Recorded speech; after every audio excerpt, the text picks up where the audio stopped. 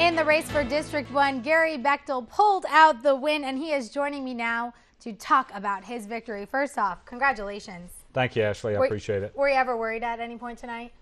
Well, I mean, when your name's on the ballot and you have an opponent, you always are concerned about what might or might not happen. But I've been elected in 5 different times by most of the voters in that district, so I felt pretty confident that I'd done a job that would get them back to the polls and support me again, and I really do appreciate their support. Well, obviously they felt the same Thank way you. based on the numbers.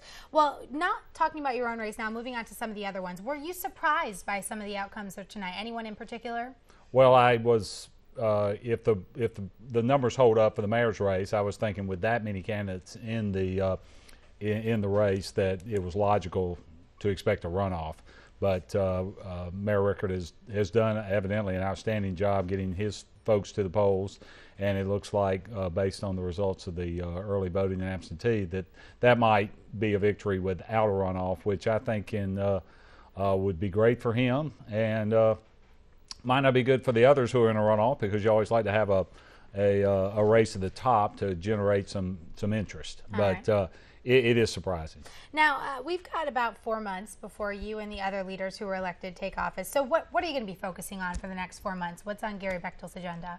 Well, I think that once we determine who's going to be the 9 commission members and the mayor, then we're going to have to get together, get to know each other, try to figure out what each other's items of interest are. Just have a retreat of some sort. We can talk about the transition, the things that the task force has done, getting us ready for this task. And then I think we start in January looking at the budget for July. It's going to be a difficult one because we no longer have the city of Macon ad valorem tax. We've got to manage with that. We've got to make some decisions about expenses and how we balance the budget. So that's really what we're going to have to focus on. Now, without naming names, or you can if you want to, you know who some of the winners are. So do you have any fears about, the rapport of the new government as of this point right now tonight?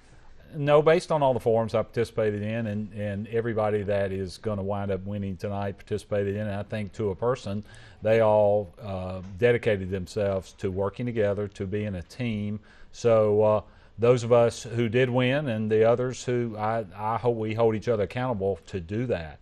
And I think if we do that and we're accountable to one another as we were in the forums, then I think we can work together. I think we're going, peer pressure is a good thing. So hopefully in this case, we'll make each other accountable to what we said in the campaign, and I think the voters expect us to live up to that. And what about your hopes for this new government? A lot of people say they want it to come together, but what are some other things you're hoping for as this new government takes shape? Well, you're going to have 9 different people with divergent views, but we're going to demand some leadership from the new executive, the new mayor, which in this case it appears to be Mayor Rickard.